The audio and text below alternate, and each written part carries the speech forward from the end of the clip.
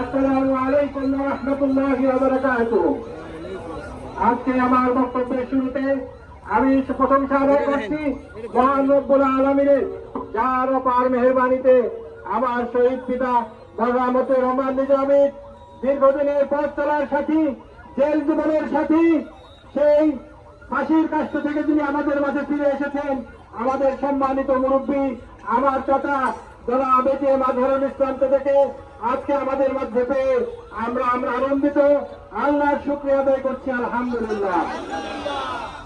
আজকে আমি বক্তব্য দিতে আসি নাই।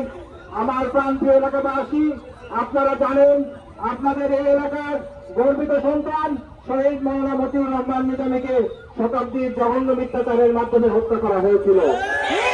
এই একই ষড়যন্ত্রের অংশ হিসেবে আমাদের মজলুম চাচা জনাব এটিএম আজহারুল ইসলামকেও ফাঁসির রায় দেওয়া হয়েছিল।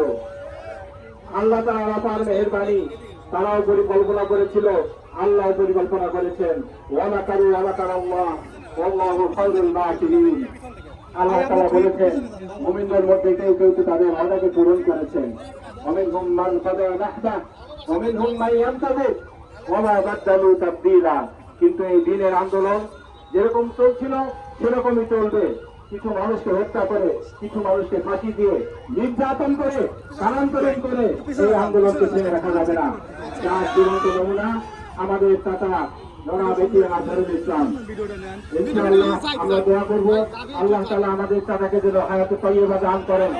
এই আন্দোলনের জন্য তাকে কারাবরণ করতে হয়েছে, ফাঁসির রায় মাথা পেতে নিতে হয়েছে। সেই আন্দোলনের জন্য নেতৃত্বের জন্য আল্লাহ তাআলা তাকে যেন কবুল করেন, এই আন্দোলনের সফলতার দিকে যেন তাকে এই দুনিয়া থেকে যাওয়ার তৌফিক দান করেন।